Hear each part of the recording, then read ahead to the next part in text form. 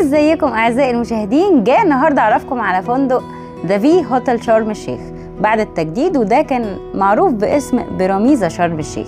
فندق في هوتيل بيبعد عن مطار شرم الشيخ حوالي 7 كيلو بس، وبيبعد عن خليج نعمة تلت ساعة، وده لانه موجود في خليج القرش. اما بالنسبة لتصنيف الفندق فهو 5 نجوم. الفندق ده يا جماعة بيتميز بانه ليه شاطئ خاص بيطل على البحر الاحمر، ده غير انه متوفر فيه مسبحين خارجيين مع تراس حلو كده في الشمس لزوم التاني يعني، وفي كمان مسبح داخلي مع كمان في اريا فيها اكوا بور. نيجي بقى للمطاعم، وده جزء مهم قوي. موجود فيه 3 مطاعم بيقدموا مأكولات عالمية وإيطالية وكمان هندية، والأكل هناك مميز جدا والكواليتي بتاعته بريميوم، طبعا ده حسب آراء الزوار. أما لوبي الفندق بقى موجود فيه مناطق كتير قوي للجلوس، وطبعا في خدمة واي فاي مجانا، موجود كمان مواقف للسيارات اللي هي الباركينج يعني. نيجي لجزء مهم وهو جزء الغرف.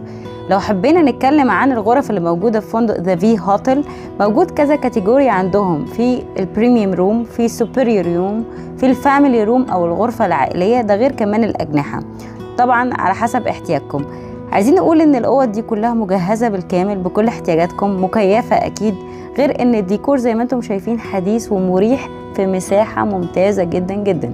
دلوقتي هقول لكم على الاسعار، بس خليكم فاكرين ان الاسعار دي وارد جدا انها تتغير، لان ده طبعا على حسب السيزون، والاسعار بتكون سوفت اول انكلوزيف. سعر الاوضه السنجل تقريبا هيكون 10500، الاوضه الدبل بتكون 12000 جنيه، اما الاوضه ترابل هتكون 15000 جنيه.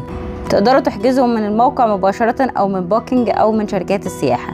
حاليا بقى نيجي بقى للأنشطة. الفندق بيوفر أنشطة كتير قوي زي الأيروبكس، العروض والموسيقى الحية كل يوم بالليل للضيوف. بتكون كمان في سهرات مميزة قوي داخل الفندق، مش محتاج يعني تخرج بره الفندق. في كمان نادي للأطفال، وفي غطس ولعبة السهام وكرة طايرة والبلياردو، وأخيرا الكاريوكي وانت وموهبتك بقى. وبس كده يا جماعه، ده كان ريفيو سريع عن فندق ذا في هوتيل شرم الشيخ 5 نجوم. اتمنى يكون الفيديو عجبكم. لو عجبكم ما تنسوش تعملوا لايك وتسيبوا كومنت لو عندكم اي استفسار. اشوفكم في فيديو جديد مع فندق جديد. باي.